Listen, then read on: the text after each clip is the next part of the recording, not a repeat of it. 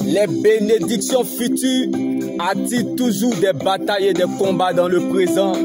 Donc si vous n'êtes pas brisé sur la terre, c'est que le ciel n'a rien à vous offrir, car il n'y a pas de gloire sans brisement. Donc si tu n'apprends pas à être un sujet d'humiliation, tu ne vas pas apprécier la gloire de Dieu quand elle viendra. Car nous vivons le plus longtemps sous la terre que sur la terre. Donc nous ne sommes pas des résidents, mais plutôt des voyageurs, car notre vie sur la terre est limitée. Alors, si l'argent, les grandes maisons, les grandes voitures, le succès, la réussite, les voyages, le mariage peuvent réveiller un cadavre au cimetière, c'est que pleure sur ta situation. Car la mort est la plus grande humiliation. Alors ne vous faites pas de soucis de ce qui ne peut pas ajouter un seul jour à votre existence. Car la mort est le meilleur conseil que je connaisse. Le piège est éviter de penser que vous devez perdre quelque chose sur la terre.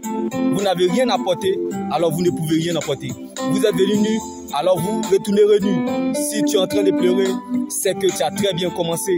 Car on ne commence pas la vie sans pleurer. Si tu commences sans pleurer, c'est un problème. Donc ce qui te fait mal ou pleurer aujourd'hui sera la cause de ta louange demain. Ce que tu ressens comme douleur aujourd'hui sera ta force demain. Pour les hommes, on se prépare pour obtenir un résultat. Mais selon Dieu, la préparation est le résultat. Car l'humiliation prépare la gloire à venir. Donc prépare-toi et réjouis-toi, car bientôt tu casseras dans la démarche dans le nom de Jésus-Christ. Car tes batailles d'aujourd'hui t'équipent et te préparent à tes combats futurs. La grandeur ne surprend pas les grands. Les grands combats se gagnent dans le secret.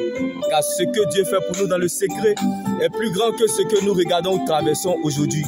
Même si je suis fatigué, chargé, épuisé, découragé, je ne pourrai jamais régner ce roi parce qu'il demeure ma priorité, Jésus-Christ de Nazareth.